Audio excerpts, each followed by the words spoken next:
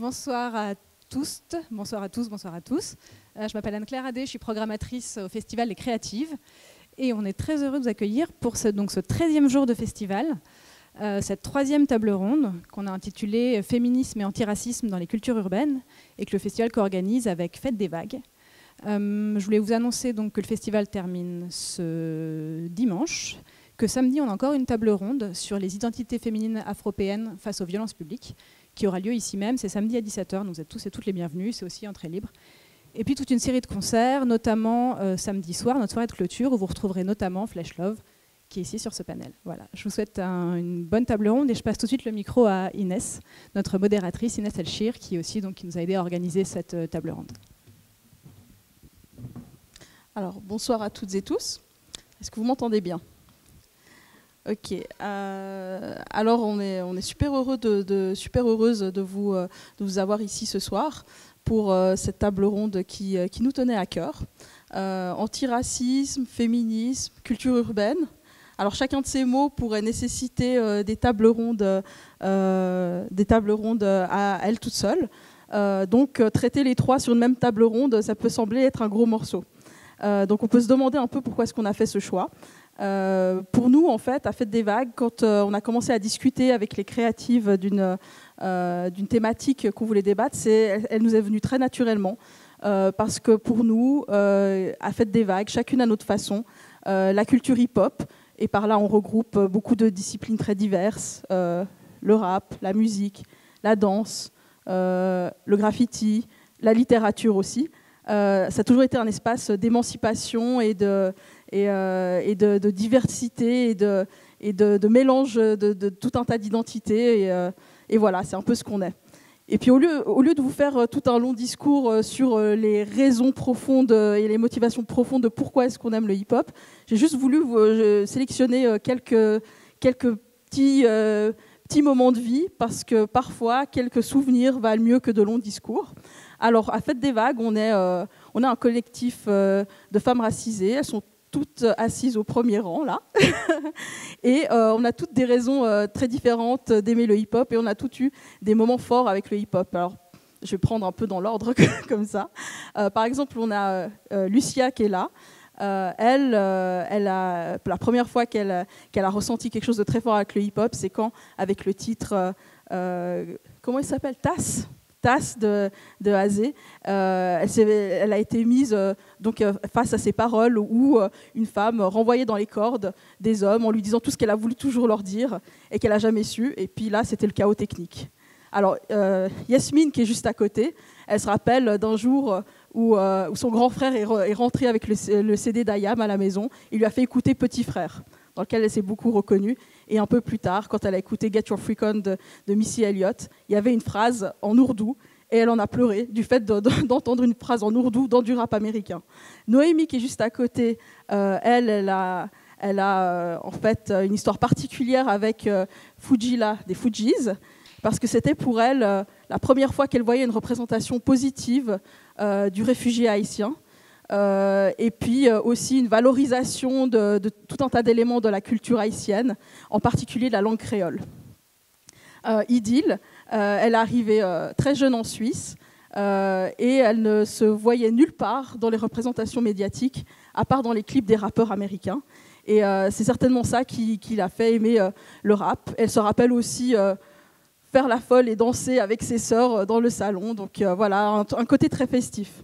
Quant à moi, le moment qui m'a complètement bouleversée, c'était le jour où j'ai vu Missy Elliott pour la première fois, quand j'ai vu en fait à l'écran une femme qui me ressemblait, à savoir une femme non blanche, grosse, et qui, comme je l'étais à l'époque, habillée en survêtements et baskets, et qui revendiquait son agency sur sa sexualité, et qui était belle, et c'était la première fois que je me sentais représentée comme ça.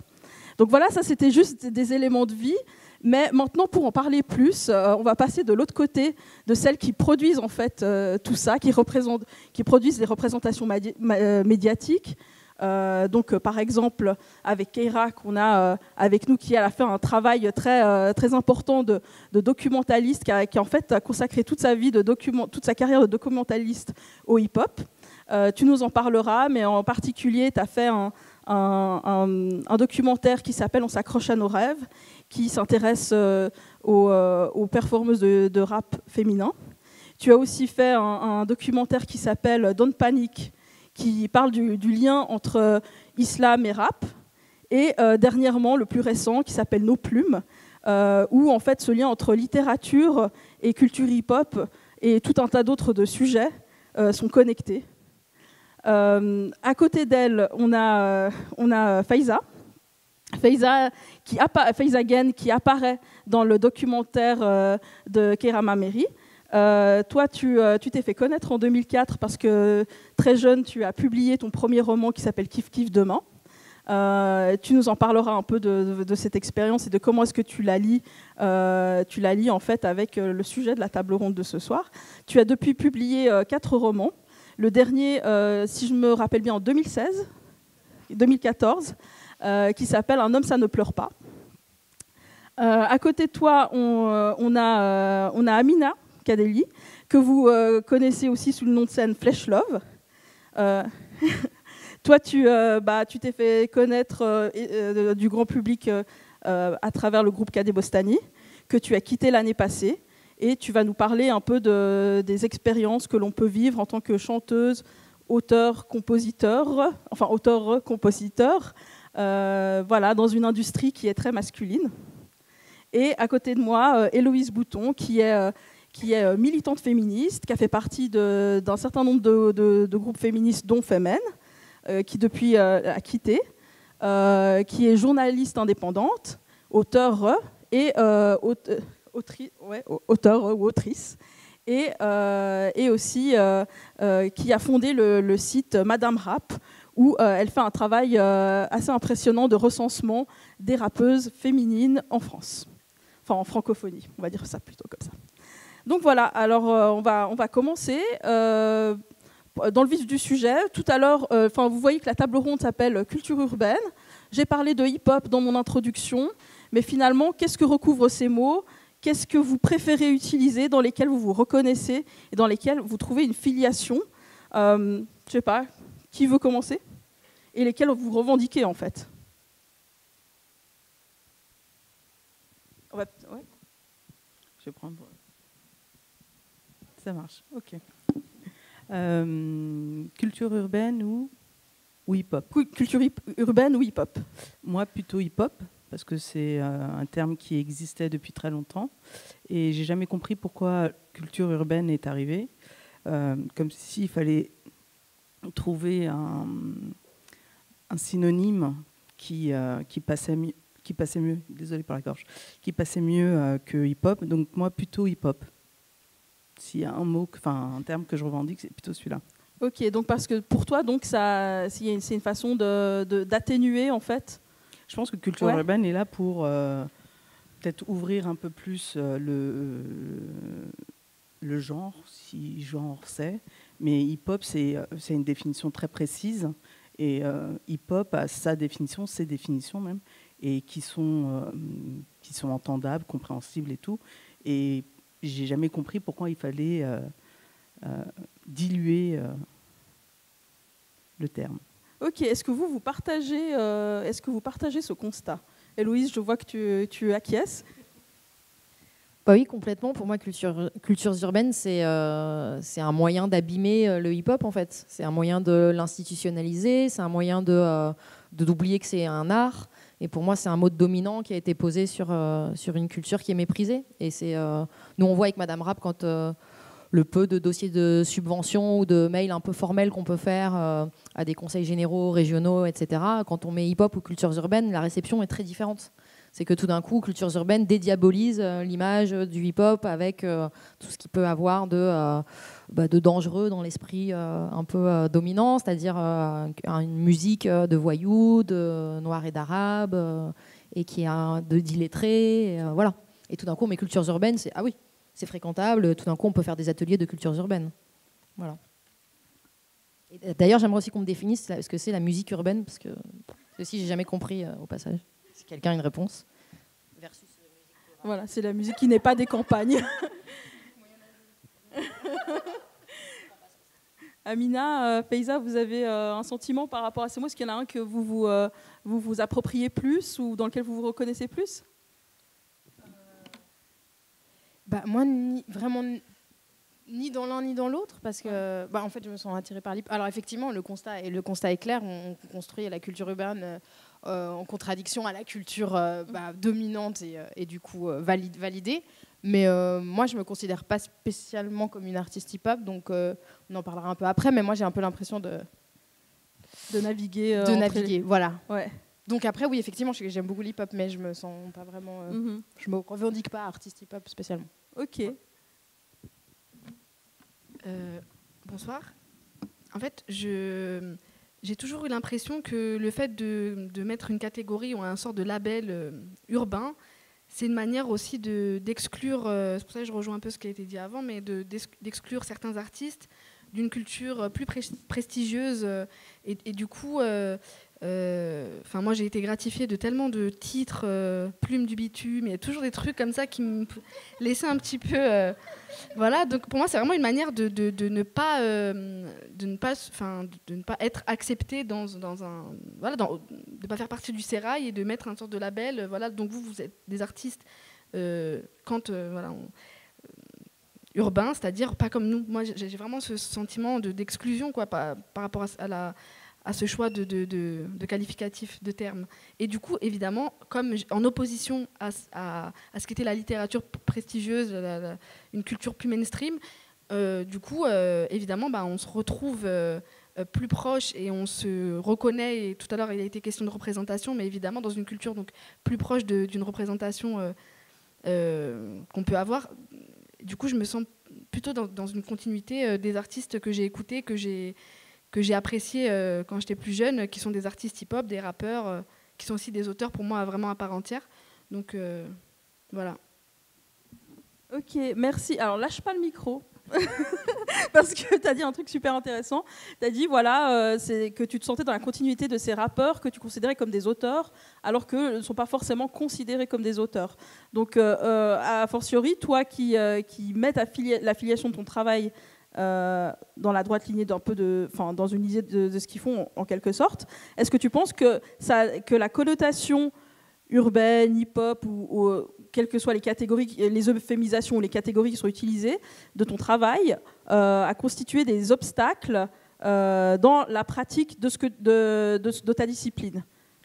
Jamais dans la pratique de ma discipline, puisque dans mon espace de création, je me sens toujours libre et c'est pas influencé par ces qualificatifs ou par ces catégories-là, mais plutôt dans la réception et la perception de ce que je fais. Après, moi, c'est particulier parce que j'ai publié très jeune et j'étais jamais sortie de mon quartier. C'est-à-dire, je suis passée de mon quartier à France 2, à des journalistes c'est un exercice que je comprenais pas bien et j'étais très jeune, j'avais 19 ans, donc j'avais du mal en fait à comprendre tout simplement ces considérations. J'ai mis du temps à prendre je prenais ce recul avec des choses un peu violentes que j'avais du mal à identifier au début, mais j'en sais rien. Après, c'est un peu tous les sujets de la table ronde mélangés, mais il y avait d'une part cette manière de m'exclure du sérail, des auteurs, de faire de moi quelqu'un avec cette particularité d'être une fille de banlieue. Donc pour eux, je faisais de la littérature de banlieue, de la littérature urbaine, et on me disait, vous écrivez sur la banlieue, parce que la banlieue, c'est le décor de mon premier roman. Mais moi, à aucun moment, j'avais l'impression d'écrire sur la banlieue. Ce n'était pas mon sujet, c'était un roman sur l'adolescence, et ça a été perçu comme tel. Donc c'était très compliqué pour moi d'arriver, de me repositionner, déjà dans cette partie-là. Et il y avait aussi le fait d'être une jeune fille arabe qui entrait aussi en compte. Donc j'ai rencontré des journalistes, des gens qui tout d'un coup faisaient des réflexions qui étaient racistes, paternalistes. Et j'ai mis du temps en fait à comprendre tous les enjeux, parce que je trouve qu'ils étaient complexes et multiples, et c'était difficile de les appréhender et d'y répondre encore plus. Donc voilà, ça a mis un certain temps, mais voilà. Je ne sais pas si j'ai répondu à ta question, en fait. Parce que là, si, tout à fait. Tout à fait. Toi aussi, Amina, toi qui a fait partie d'un groupe qui, pour le coup, n'était pas un groupe qui était qualifié de hip-hop. Maintenant, tu navigues un peu plus. Toi, tu navigues un peu plus entre les disciplines. Maintenant, tu as une connotation beaucoup plus hip-hop à ton travail. Est-ce que tu sens que cette nouvelle qualification qui arrive sur ton travail fait qu'il y a une appréciation différente de ce que tu fais? Déjà, moi, la différence de vous deux, ça se voit pas spécialement que je suis à moitié algérienne. Donc j'ai ce qu'on appelle le white pass, c'est-à-dire que les gens d'emblée, par exemple dans la rue ou quand je me promène, je vais pas recevoir des remarques racistes. Moi, c'est plus du racisme quand on sait d'où je viens, mes origines et la religion dans laquelle j'ai été éduquée. Donc moi, dans Kadeh Bostani, le racisme c'était plus de la part des membres du groupe sur moi. Et en fait, aujourd'hui, je me présente, je parle beaucoup de soufisme. Et on en avait un peu parlé, mais moi, j'ai toujours très très mal vécu le fait d'être née musulmane. Genre, j'en ai pris plein la gueule. À l'école, c'était terriblement horrible. J'ai toujours dû... en fait, tout d'un coup, j'ai dû devenir la porte-parole des femmes musulmanes, ce qui n'était pas du tout mon rôle. J'étais toute petite. En plus, j'ai pas très bien compris ce qui m'arrivait. Et en fait, j'avais vraiment envie de parler aussi d'islam. Et donc, j'ai choisi le soufisme. Et en fait, ce dont je me rends compte aujourd'hui, c'est qu'on ne me catalogue pas spécialement comme artiste hip-hop, parce qu'en plus, je chante, je rappe, mais des fois, c'est 10 secondes dans un morceau, tu vois, c'est pas spécialement long. Et je me rends compte qu'on tolère ma présence parce que je ne suis pas très typée et parce que j'ai décidé d'abord de venir avec un pan de l'islam qui ne fait pas peur parce qu'il est fantasmé. C'est-à-dire que le soufisme, pour en général l'Occident, c'est que les derviches tourneurs, c'est que la transe, il y a un côté un peu psychédélique. Et puis, on a souvent tendance à vider le soufisme de son engagement politique, de l'économie. C'est vraiment un vrai programme aussi presque anarchiste, quoi, c'est anticapitaliste et tout. Donc, je vis une situation un tout petit peu particulière où les gens me trouvent un peu chouette parce qu'en fait, il y a un tout petit peu de côté arabe, mais pas trop. Elle n'est pas trop type. Et puis, elle a ces petits tatouages qui sont quand même un peu cool. Et en même temps, ça fait pas trop peur. Puis, il y a un petit peu de soufisme, mais pas trop d'islam. Donc, je me retrouve, tu sais, un peu dans cette situation où on me tolère parce qu'il y a ce truc un peu exotisme et orientaliste, quoi, où tout d'un coup, moi, je suis un peu pas trop ni pas assez, et en même temps c'est pas mal de quand même me soutenir un peu, puis tu vois je parle de ma culture berbère aussi, donc c'est pas mal. Donc je suis un peu dans ce truc, tu vois, où comme vous, je ne vis pas exactement de la même façon, donc c'est un peu particulier. Je sais pas encore comment vraiment le gérer, mais voilà. Merci. Et toi, Kira, du coup, je reviens sur cette question des obstacles. Toi qui fait qui dédie vraiment toute ton œuvre au hip-hop, au moment où tu dois monter des films ou demander des financements ou réussir à les faire diffuser, le fait qu'ils traitent de ces thématiques fortes qui, elles-mêmes, est peut-être un peu dédaignées dans certains espaces culturels, est-ce que tu rencontres des obstacles spécifiques par rapport à ça? Je reçois j'ai traversé beaucoup de... les obstacles, j'en ai vu et encore maintenant, mais le truc, c'est est-ce que je le vis à cause du hip-hop ou à cause d'autre chose? Je ne pourrais pas te le dire. La seule fois où ça a été vraiment clair et net, c'est la fois où j'ai proposé Don't Panic à Arte pour une diffusion à la télé. Et quand j'ai été reçue, on m'a dit... Ah, mais c'est bon, on a déjà passé un film hip-hop cette année. Et donc, du coup, c'est la seule fois où c'était vraiment frontal et c'était OK, c'est bon, on a eu notre quota, là. C'est bon. Et du coup, après, les autres fois, tu sais jamais, parce que jamais frontalement, on va te dire ah, c'est parce que c'est hip-hop qu'on va pas le prendre, ou parce que ça parle de rap, ou quoi que ce soit. Don't Panic, donc le documentaire qui parle d'islam et de rap, lui, il a subi complètement du racisme, entre guillemets, enfin le film pour le coup, parce qu'on ne le voulait pas, parce qu'il traitait d'islam. Donc parce que du coup, en fait, c'était trop, quoi. Il y avait trop de cases cochées, quoi. Là, pour le coup, c'était vraiment la seule chose. Enfin, c'était pas parce que ça parlait de rap. Là, pour le coup, le côté hip-hop, on me l'a jamais mis en avant, mais on m'a surtout... tout ce qui concerne la France, donc que ce soit sur le territoire français ou la France à l'étranger, donc comment ça s'appelle, les trucs culturels français, les alliances françaises, merci. Les alliances françaises, donc du coup c'est la France qui est à l'étranger, et donc du coup je me suis dit bon je vais dans tel pays, je propose aux alliances. Et à chaque fois, on me disait, donc quel que soit le pays, et même Dubaï, donc c'est surtout là où j'ai été un peu choquée, on me disait ah mais non, mais comme c'est la laïcité, on ne peut pas passer votre film. Donc voilà. Donc si un de mes films a subi des obstacles, je dirais clairement que c'est Don't Panic, mais parce que ça parle d'islam. Donc, mais sinon, de façon hypocrite peut-être, mais on ne me l'a jamais dit frontalement. Ok, merci. Alors maintenant, je vais m'adresser à toi, Héloïse. Toi, grâce à ton travail, tu as scanné l'industrie du rap en France. Et tu vois un peu, j'imagine, avec le nombre de personnes que tu interviewes,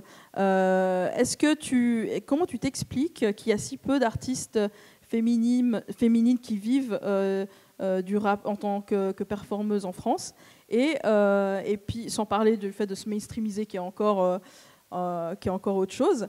Est-ce que tu remarques des choses récurrentes dans les trajectoires des personnes que tu interviewes?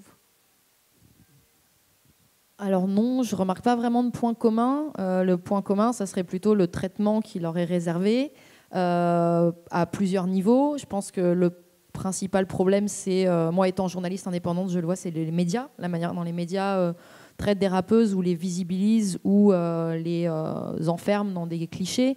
Et moi, quand je propose des sujets, on va dire, qui pour moi sont normaux, si tant est que ça existe, sur des rappeuses, sur leur travail, leur parcours, sur un discours qu'elles ont à proposer, ça n'intéresse pas. On va voir des concepts. On va vouloir des rappeuses concepts, c'est-à-dire la rappeuse féministe, la rappeuse islamophobe, la rappeuse juive, la rappeuse, l'autre jour j'ai vu végane. Enfin, voilà, il faut des concepts parce que sinon ça marche pas et on n'a pas d'intérêt pour l'artistique en fait. Mais je pense que malheureusement ça concerne aussi les hommes et que le rap en général est présenté de manière très caricaturale et méprisante dans les médias généralistes. Mais les femmes, évidemment, il y a la double couche du sexisme en plus, voire du racisme, comme on a pu l'évoquer juste avant. Donc ça fait beaucoup, ça commence à faire beaucoup. Après, je pense que l'autre raison de leur invisibilisation, c'est les labels. En tout cas les grandes majors qui continuent on en parlait tout à l'heure entre nous, de chercher un peu la nouvelle Diams.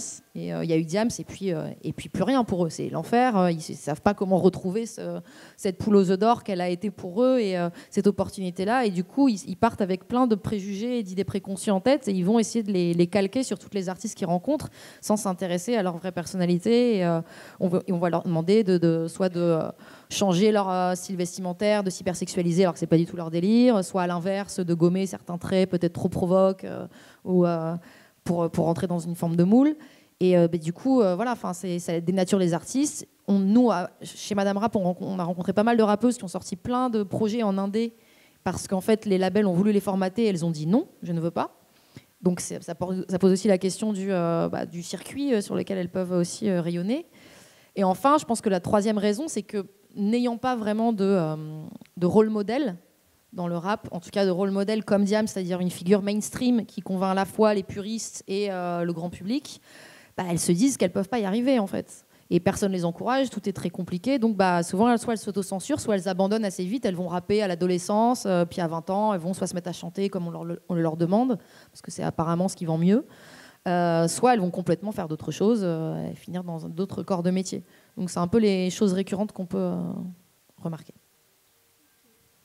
Merci. Mais alors je vais rester avec toi un moment. Je voudrais que tu nous parles de l'expérience Madame Rap, de comment ça a commencé. Et puis voilà, dis-nous un peu les réactions qui étaient autour de toi du fait que tu as commencé ce projet. Alors, Madame Rap, c'est né en 2015. Au départ, c'était un Tumblr qui visait juste à recenser des rappeuses. En fait, je sortais d'un dîner avec des féministes parisiennes, un peu le cliché de l'entre-soi parisien féministe blanc, on va dire. Et je me suis fait un peu tacler pendant ce dîner parce que j'aimais le rap. Et on m'a tout de suite renvoyé au fait que j'étais une traîtresse à la cause et que c'était antagoniste et que je ne pouvais pas aimer une culture machiste et en même temps être féministe et militante, etc. Et donc j'ai commencé à argumenter en disant que je ne voyais pas les choses de cette manière. Et l'autre argument qui m'a été avancé, c'est de toute façon, il n'y a pas de rappeuse. Il n'y en a pas. Genre, on connaît Lauryn Hill, Diams et éventuellement Missy Elliott, c'est un peu les trois noms qui reviennent. Maintenant, Nicki Minaj, mais bon, à l'époque, on ne l'a pas cité. Et du coup, je suis rentrée chez moi un peu fâchée et un peu avinée également, j'avoue. Et je me suis dit, il faut que je fasse quelque chose. Et je me suis dit, tiens, voilà, je vais sur un Tumblr juste recenser un peu les rappeuses que je connais, que j'écoute régulièrement. Et rapidement, je suis arrivée à 300 rappeuses en 2-3 heures, en fait. Et j'ai mis le Tumblr en ligne, je suis allée me coucher. Et le lendemain, sur mes réseaux sociaux, dans mon entre-soi journalistique, il a été relayé, repris, il s'est retrouvé sur les Inrocks, rue 89. Et en fait, il y a un truc qui s'est passé, alors qu'il n'y avait même pas forcément de concept ou de projet derrière. Et là, comme ça a pris et que ça avait l'air de susciter de l'intérêt, notamment d'artistes, qui sont venus vers moi en me disant « Ah, c'est super, comment je fais pour figurer dessus ?» Je me suis dit « Ok, il faut faire quelque chose. » Donc là, j'ai envie de développer plus un média associatif pour visibiliser les femmes dans le rap, d'une part, promouvoir un discours aussi sur la pluralité des raps et sur la pluralité des féminismes, montrer que il y a plusieurs manières d'être féministe. Moi, mon féminisme, il est complètement compatible avec mon amour du rap et ma passion pour le hip-hop. J'entends bien que pour d'autres féministes, c'est pas le cas, mais en tout cas, c'est pas incompatible. Et troisième idée aussi, c'est aussi de valoriser les contre-discours des hommes, ou aussi le rap queer, par exemple, de sortir de cette binarité-là et de dire, en fait, on pointe du doigt tout le temps les rappeurs sexistes, misogynes, homophobes, mais en fait, il y en a aussi plein qui ne font pas ça, qui proposent autre chose, et c'est très intéressant, et on les voit pas, et aussi, j'ai envie de les mettre en avant. Donc pareil sur l'homophobie, de dire, mais il y a aussi, c'est un espace de liberté quand même, d'inclusion, de diversité, le hip-hop, qu'on ne met jamais en avant. Et pour moi, c'est le courant artistique ou la musique la plus inclusive et la plus ouverte à ce niveau-là, quoi. Et on n'en parle jamais, on en parle tout le temps dans l'autre sens. Ai-je répondu ou je me suis égarée? Tu as largement répondu. J'ai deux choses à dire rebondir sur ce que tu dis déjà sur le label. Ce qui fait peur aujourd'hui au label, c'est qu'on dit que le rap est le nouveau rock, et ça fait énormément d'argent. Donc, je pense par exemple en France à PNL, je ne parle pas du coup femmes-hommes, mais je parle juste du style musical. Ce qui pose problème et qui revient du coup à ce dont on a parlé au tout début, c'est qu'on a créé une culture dominante et du coup des sous-cultures, et on espère que ces sous-cultures restent sous-cultures, et on veut bien montrer, ok, on veut bien un ou deux noirs ou une ou deux femmes, bon ok, Diams, on la tolère, mais les autres, ça suffit. Et du coup, il y a aussi pour ça qu'il y a cette espèce de construction, et c'est pour ça aussi que les labels ne soutiennent pas, mais il y a une réalité, c'est qu'aujourd'hui, et notamment en France, parce qu'aux États-Unis, c'est plus, ça vient de là-bas aussi le hip-hop, mais en France, je crois que les plus gros vendeurs, c'est quand même des gens qui font du hip-hop. Donc il y a quand même une vraie demande. Alors après, je ne sais pas si les labels vont finir par se réveiller ou pas, mais voilà. Non, mais ça c'est vrai, quoi. Ça marche vraiment très très bien. Donc il y a de l'argent. Alors il y a de l'argent, mais il y a aussi beaucoup de politique dans le rap. Ça a toujours été un mode d'expression qui a beaucoup cassé les codes et bousculé le cadre. Alors autant sur le style, sur la forme, mais aussi sur le fond, avec beaucoup de revendications. Donc on n'a pas assez de temps pour tout citer, mais vous voyez de quoi je parle.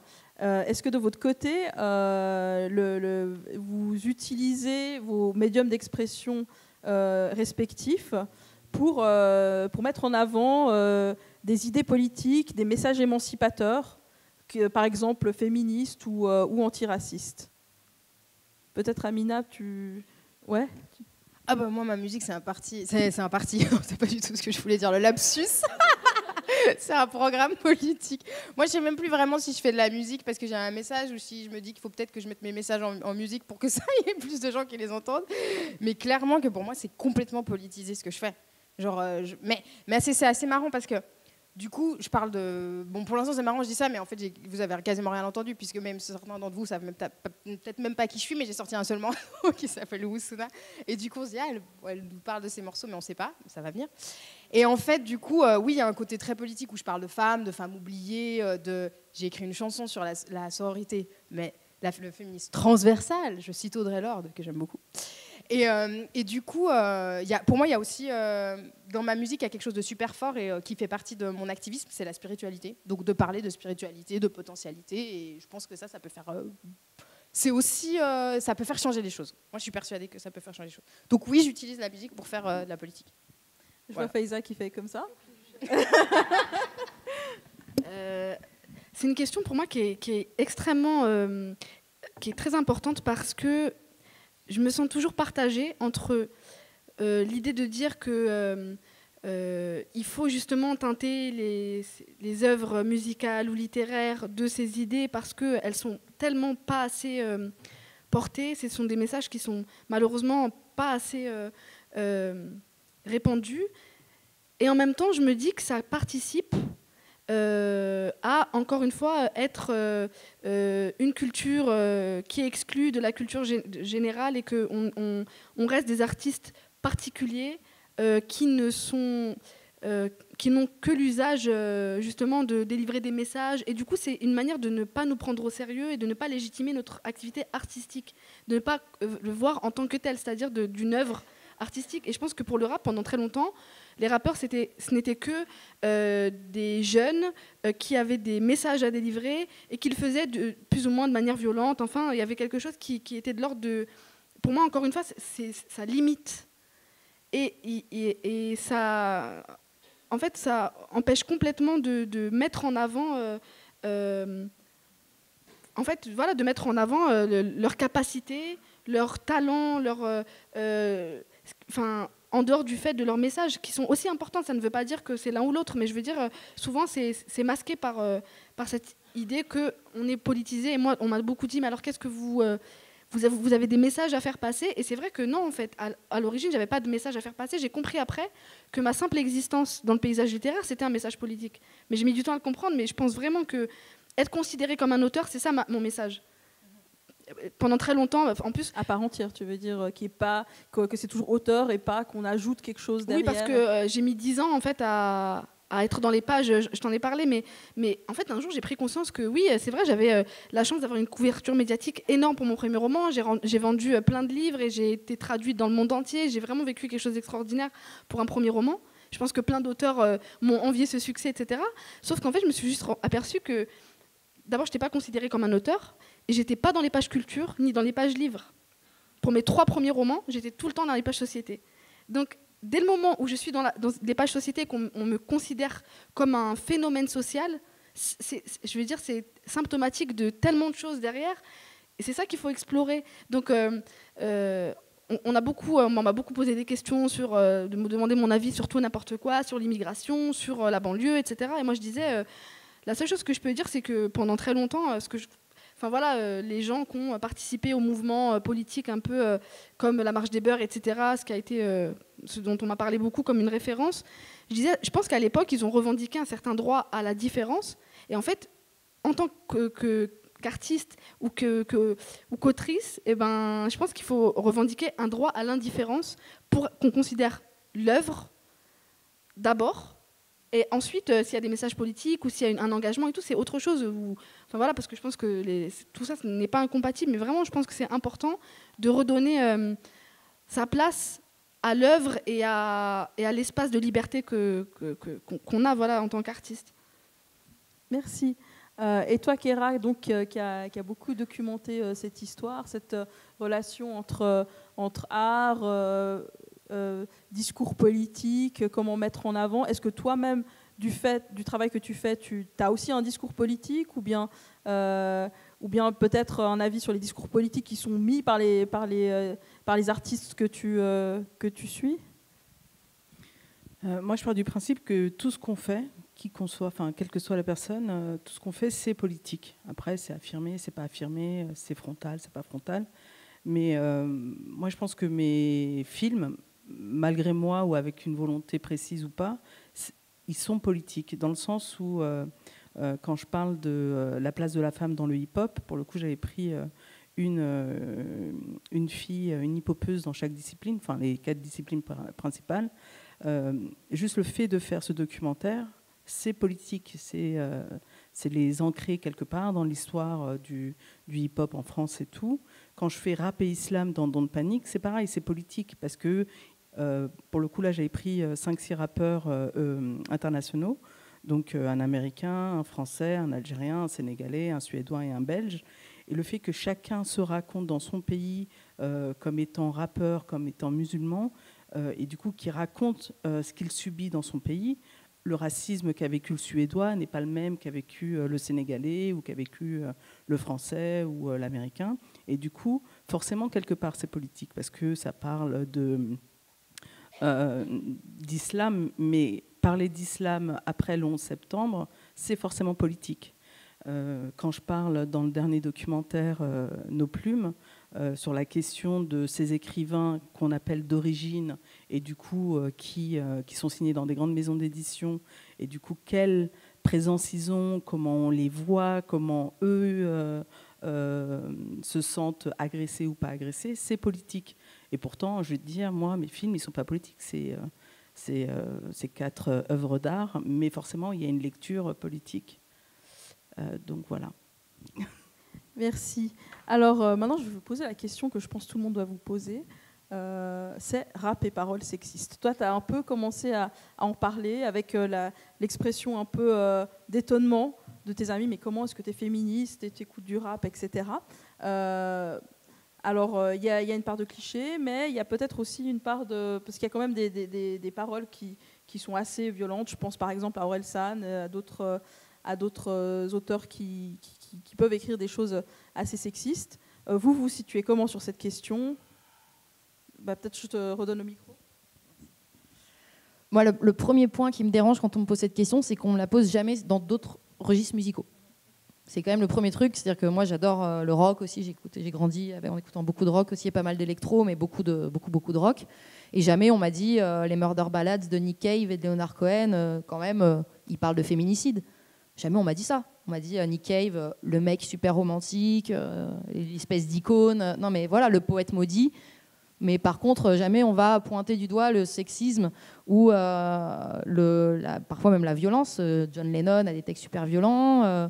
Les Stones, on peut trouver des paroles aussi super violentes. Enfin voilà, je veux dire, c'est dans cette culture-là rock, ça fait partie du côté rebelle, rock'n'roll, quoi. Donc déjà, ça m'a toujours super interpellée. Et aussi évidemment dans la variété, et les Michel Sardou, les Julien Clerc et j'en passe, et les Patrick Bruel et tout ça, où c'est horrible. Enfin, en plus c'est raciste très souvent. Enfin, je pense à Mélissa de Julien Clerc au passage. Voilà, le temps des colonies. Parce que Michel Sardou, j'ai l'impression que maintenant ça se sait, mais il y en a d'autres, on n'en parle toujours pas, quoi. Donc faut rendre à César ce qui appartient à César. Et voilà, on est baigné là-dedans, c'est tellement intégré que c'est ok qu'on le voit pas. On le voit plus, et ça c'est super dangereux parce que c'est un sexisme pernicieux où en plus on nous apprend que ces chanteurs-là sont des espèces de gentlemen qui seraient des hommes parfaits pour nous femmes, et alors que c'est l'enfer sur Terre. Et on se construit, je pense, en tant que femme hétéro avec l'image que c'est le mec qu'il faut choper, quoi. Et non, mais enfin voilà, et je pense que ça fait aussi beaucoup de mal. On intègre des choses vraiment qui sont très très néfastes pour soi et pour toute la société. Donc ça, c'est la première partie de la réponse. Et deuxième partie, bien sûr, il ne s'agit pas de faire du déni et de dire tout va bien, le rap c'est cool, c'est pas sexiste. Évidemment que c'est sexiste, évidemment qu'il y a des paroles sexistes très violentes, misogynes, dégradantes, des clips qui objectivent les femmes. Même si ça, je trouve que ça tend à évoluer, heureusement d'ailleurs. Mais plusieurs choses. Déjà, pour moi, c'est un langage, le rap qui est très frontal, qui est très authentique et qui appelle une pute et une salope une salope. Donc, on peut être choqué, mais c'est comme ça, en fait. Donc, et moi, ça me parle beaucoup plus. Voilà, ce type de sans filtre et d'authenticité, moi, en tout cas, me touche. Et c'est un langage qui résonne. Donc, après, c'est très subjectif, mais voilà.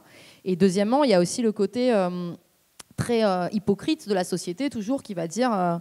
qui va pointer du doigt cet endroit de la société qui est déjà minoré, stigmatisé, en disant c'est eux les responsables de tout ça. Regardez ce qu'ils font, regardez comment ils traitent les femmes et les gays aussi, voilà, en général. Et pendant ce temps-là, du coup, on ne balaye pas devant notre porte, quoi. Pour moi, le sexisme dans le rap est quand même un reflet, avant tout, un miroir de ce qui se passe partout, je veux dire. Et le sexisme dans les lieux de pouvoir, et le sexisme dans la rue, et le sexisme partout, au travail, chez soi, dans tous les domaines, dans le cinéma. On voit que Balance ton porc, MeToo, au secours quand même. Et voilà, c'est un reflet de ça, donc c'est juste d'autres manières d'en parler, et un bouc émissaire bien pratique, pour moi. Oui, je suis complètement d'accord avec toi. Effectivement, déjà, ce qui dérange avec le rap, déjà, le hip-hop est né du blues aussi. Donc, à partir du moment où les Noirs, ou les racisés ont commencé à parler, ça a dérangé. Après, ce que je trouve très amnésique, c'est d'isoler historiquement ce qui s'est passé aussi pour les Noirs et ce que représente aussi le hip-hop. J'ai lu Bell Hooks, elle en parle très bien, elle en parle beaucoup mieux que moi, mais en l'occurrence, je suis là, donc je vais le dire. Elle n'est pas là, malheureusement.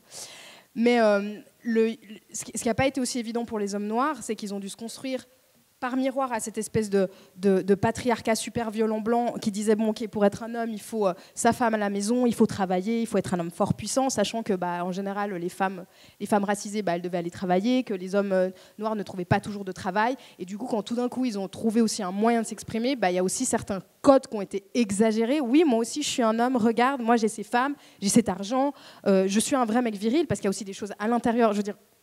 Bell Hooks et d'autres femmes parlent de ces problématiques qu'il y a aussi par rapport aux femmes noires et avec les hommes noirs et tout ça, mais il y a aussi, je trouve qu'on oublie complètement ce qui s'est passé.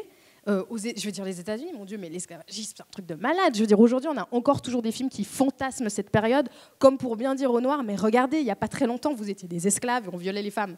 Genre, c'est quand même super violent et ça revient tout le temps, cette espèce de fantasme du noir, ces films, 12 Years of Slave, tous ces trucs qu'il y a tout le temps sur les noirs, c'est hyper violent, quoi. Et du coup, après, ce qui est hyper différent avec Orelsan, c'est que le hip-hop aux États-Unis est différent. Il est né là-bas, il y a cette culture, il y a aussi cette réaction par rapport à ce qui s'est passé. Le hip-hop en France, c'est différent, et puis que ce soit Orelsan, c'est encore différent, c'est un homme blanc. Donc ça, c'est encore une autre problématique. Mais en tout cas, je trouve extrêmement violent, parce que ce que je trouve hyper intéressant, en fait, c'est qu'ils ont presque singé ce qu'on reproche aux hommes. C'est-à-dire qu'il faut être extrêmement viril, il faut, au lieu d'avoir une femme, j'en ai 15. Et j'ai pas une voiture, j'en ai 3. Donc il y a quand même une façon aussi de détourner ces codes-là qu'on impose aux hommes, cette espèce d'extrême virilité qu'ils n'arrivent pas à atteindre, et que les hommes noirs, en plus d'avoir été privés de droits, d'être butés à n'importe quel moment, de ne pas avoir de travail, disent nous aussi on est des hommes, et on est des hommes vraiment comme il faut l'être. Donc c'est ça, je sais pas, je trouve qu'il y a une espèce de folie dans tous ces discours, et comme tu le dis, effectivement, je trouve la musique pop hyper violente.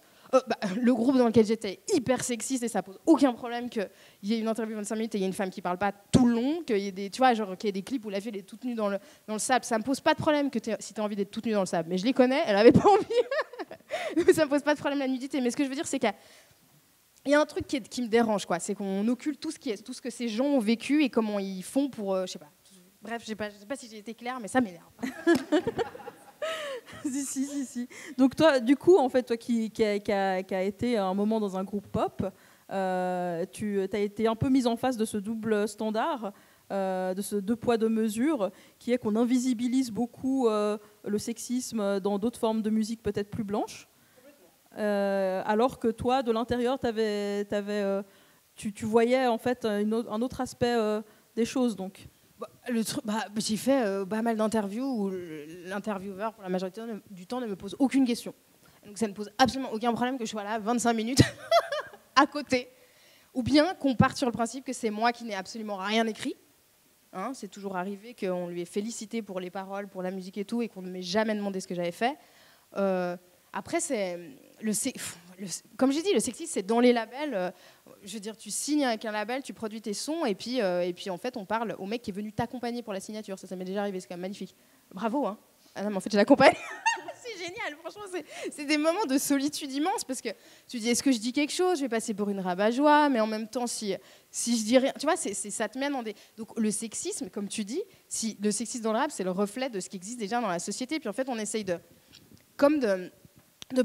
d'enfermer tout ça chez les mauvais méchants noirs et les méchants arabes et tout ça, et puis que c'est eux la raison pour laquelle, et puis de dire un peu aux femmes aussi blanches, regardez là-bas c'est pire. Pour qu'elles fassent rien. Ouais. Et qu'on puisse, du coup, c'est un petit peu la base de la colonisation. Regardez, on va aller sauver les femmes algériennes qui ont besoin de notre aide, on va les dévoiler. Et tout ça, c'est cette dynamique-là, c'est la même chose, quoi. Encore et encore. Merci. Faiza, Keira, vous, en tant qu'amatrice de rap, en tant que, comme nous toutes ici, on écoute et des fois on tombe sur des paroles avec lesquelles on est c'est quand même limite. Vous, comment est-ce que vous réagissez par rapport à ça? Moi, on va vraiment penser que je suis obsessionnelle, mais je me dis, la première des choses qui me chiffonne, c'est qu'il y a toujours la suspicion que ce n'est pas une posture de toute façon et que c'est évident que c'est l'expression de effectivement ce que tu dis. Pour moi, c'est une fantasmagorie coloniale. De toute façon, ils sont comme ça, ils sont violents, ils sont sexistes, ils se comportent mal avec leurs femmes et ils ont ces idées. Et clairement, il n'y a même pas à aucun moment le doute.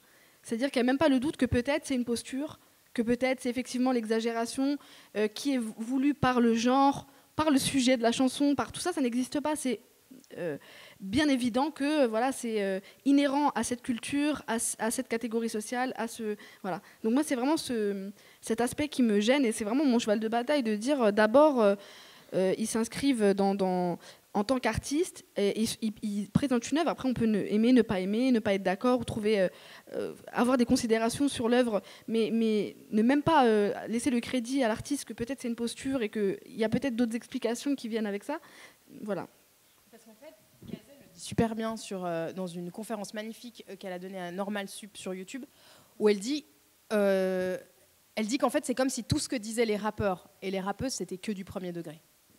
Ce qu'on donne, c'est quelque chose qu'on, tu vois, moi je peux écrire n'importe quoi. Je veux dire, j'ai écrit Umusuna sur la philosophie japonaise. Personne ne se demande finalement si je suis, tu vois, on me pose même pas la question en l'occurrence, si vraiment tout ce que je dis est littéralement suis-je une planète en orbite, parce que moi je le dis.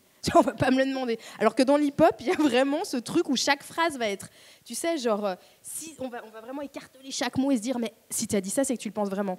Et du coup, on revient à ce truc où tu disais que les artistes, donc, on regarde toujours, en fait, on se dit c'est obligé que ce soit engagé et tout ça parce qu'ils peuvent pas, parce de par où ils viennent, de par leurs origines et tout. Mais même quand les rappeurs s'essayent à un autre style, à la poésie, on va encore leur tomber dessus. Donc en fait, quelle que soit la posture que tu prends en tant que rappeur ou rappeuse, on va de toute façon te demander de te remettre à ta place, c'est-à-dire la place silencieuse du racisé. Donc tu vois. Oui, parce que pardon, mais cette suspicion-là, en fait, elle est pas. On parle du rap, mais dans d'autres formes de disciplines, il y a, parce que moi, je sais que souvent. Je ne peux écrire que de l'autobiographie. Je ne peux pas écrire une œuvre de fiction avec des personnages en me projetant. Ce n'est que ce que je pense qui est déguisé avec voilà. Mais tu n'as pas le droit à la fiction en fait. Non, parce que d'ailleurs le premier roman, j'ai eu plein de fois la question de vous l'avez écrit toute seule. Est-ce que mais c'est votre histoire.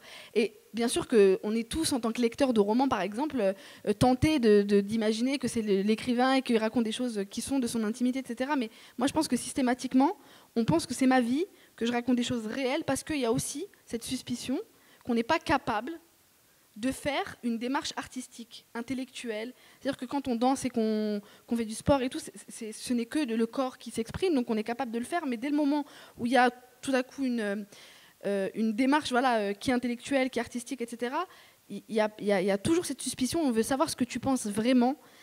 C'est quoi il cherche... Enfin, moi j'ai eu la sensation qu'on cherchait à me ramener à la réalité qui était projetée sur moi. C'est même pas ma réalité dont je peux avoir envie de parler, de raconter, mais c'est la réalité qu'on suppose que je vis.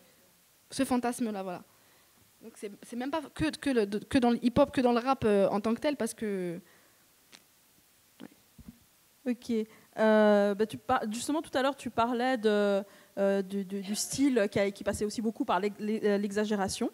On voit que chez les artistes féminines anglophones, notamment américaines, cette exagération, elle peut aller très loin avec des textes très sexualisés. On pense par exemple à Nicki Minaj, ou on pense à d'autres qui vont assumer quelque chose de très sexualisé. On voit beaucoup moins ça sur la scène francophone. Donc toi, Keira, comment est-ce que tu l'expliquerais, toi qui a consacré un documentaire entier à des artistes féminines? Sur quoi? Sur la sexualisation? Sur la sexualisation, c'est-à-dire que voilà, qu'il y a peut-être un postulat plus timide sur cette question-là que, par exemple, aux États-Unis. Alors moi, je vais déjà répondre à la question précédente et je vais enchaîner sur celle-là. Moi, ce qui me fatigue, entre guillemets, c'est que effectivement, on n'autorise pas au rap d'être aussi de l'entertainment et d'avoir à disséquer systématiquement les lyrics des uns et des autres pour donner un côté véracité, vrai, réel, réalité. C'est déjà quelque chose, moi, qui me fatigue. Et après, on peut effectivement être heurté par tel artiste ou tel autre, parce qu'il nous propose quelque chose. On peut aimer ou ne pas aimer. Et on a le droit d'écouter et d'arrêter d'écouter sans avoir à faire de commentaires de « il est trop sexiste » parce qu'ils ont aussi le droit d'être sexistes. C'est pas parce que quelqu'un est sexiste qu'on va lui retirer, lui interdire de l'être. Il a le droit de l'être et puis j'ai le droit de ne plus l'écouter ou de continuer à l'écouter. Donc il y a ce côté-là aussi un peu qui est agaçant. C'est comme si on autorisait à l'artiste de faire telle chose et pas telle autre. Ça, c'est par rapport à la question précédente. Et après... moi, je pense que comparer les États-Unis à la France, c'est deux modèles complètement différents. De la même façon, sur la scène francophone, sur la sexualisation, il y a un peu Shai qui est très féminine, qui le montre et tout. Après, les autres rappeuses, enfin Diams, quand elle commence à être mainstream, elle est très féminine, même si elle est en jogging et tout, elle a une coupe garçonne, des boucles d'oreilles, maquillée et tout. C'est aussi une sorte de féminisme, enfin c'est une sorte de féminité, pardon. Et donc voilà, après, Kazé, Sté qui est hyper féminine aussi, dans comment elle est, comment elle parle, comment elle se tient, comment elle parle, des textes qu'elle fait et tout. Il y a aussi qu'est-ce que c'est la féminité, la sexualisation, ce qu'on met en avant. Peut-être qu'elles n'ont pas aussi envie de mettre ça en avant. Enfin, je vois très mal Kazé par rapport à ces textes, que vous verrez samedi à la table ronde. Par rapport à ces textes, c'est venir avec des boucles d'oreilles, un rouge à lèvres rouge, parce que c'est pas sa personne, c'est pas son personnage. Donc voilà, après... est-ce que parce que tout à l'heure vous parlez d'un autre genre musical, est-ce que dans d'autres genres musicaux, les Françaises, elles sont hyper sexualisées en tant que pas artiste fabriqué, mais en tant qu'artiste qui s'assume, qui a une vraie identité. Je ne peux pas en citer non plus des masses. Donc ancrer ça dans le rap français, je ne suis pas sûre que ce soit... je pense que les Français ne sont pas comme ça, tout bêtement. Ok, merci. Alors là, on approche de la fin de nos tables rondes.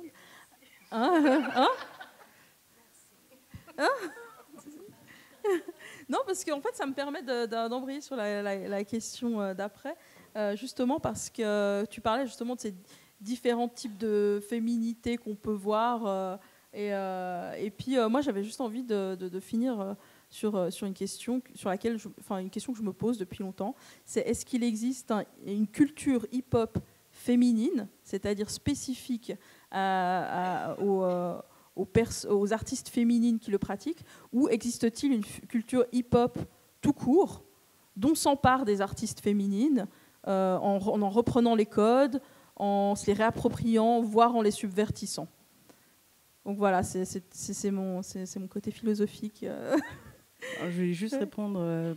Alors pour le coup, je fais un pont par rapport à On s'accroche à nos rêves, où justement il y a Lady Alésia qui est une graffeuse lilloise, donc française, et qui disait à un moment donné, moi je suis une graffeuse, donc je suis une femme qui fait du graffiti, et elle a pris les codes du graffiti et elle se l'est approprié en le rendant féminin. Donc elle a pris tous les persos codifiés du graphe et elle les a personnifiés en filles et ainsi de suite.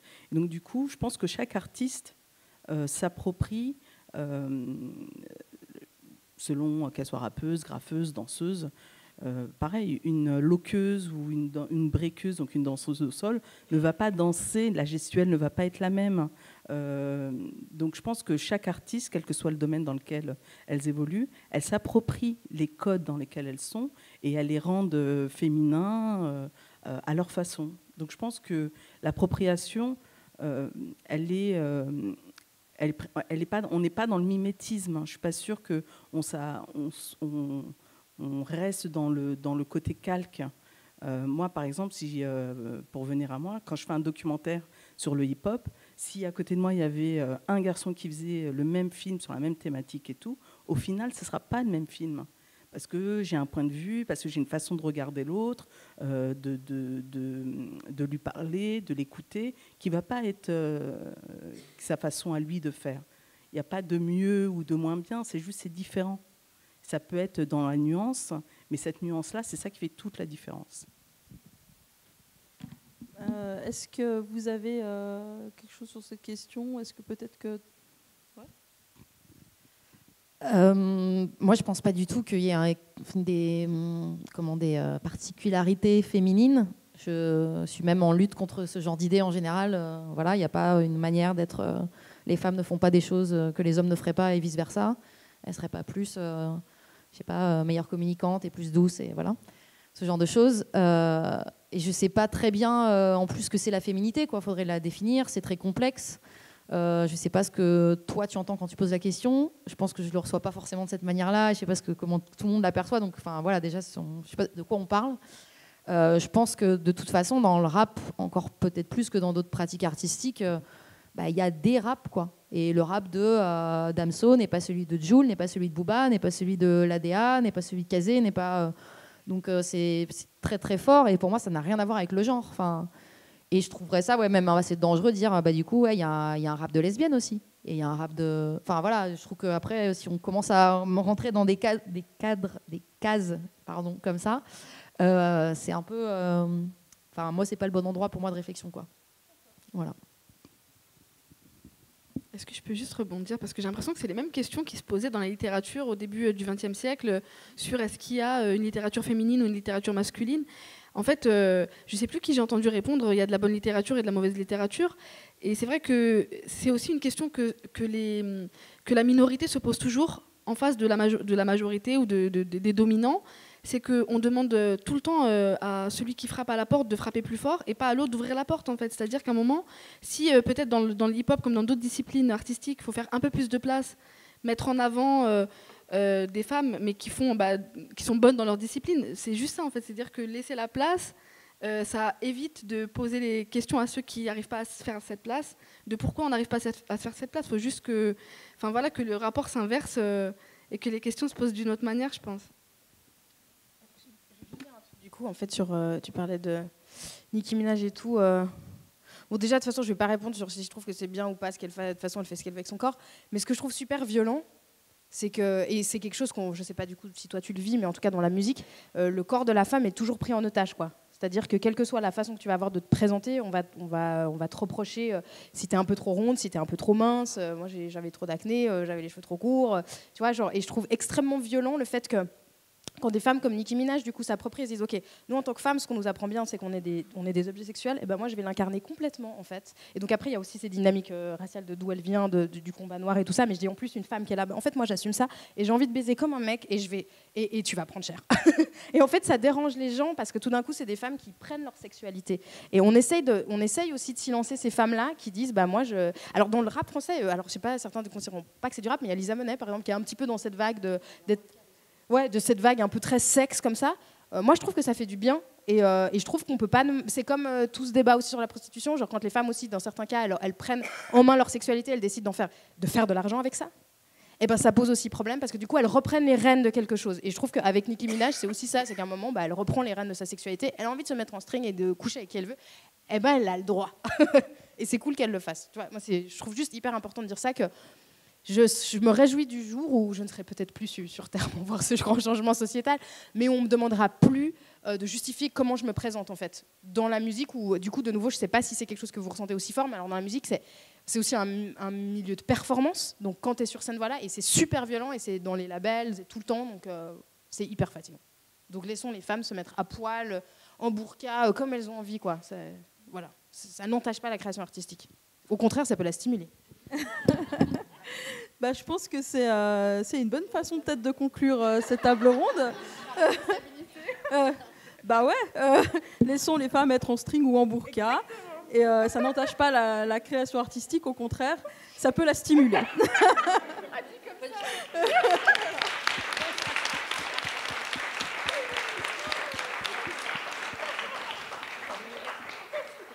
Alors, je pense qu'il doit y avoir des micros qui se baladent pour les questions. Où sont-ils ?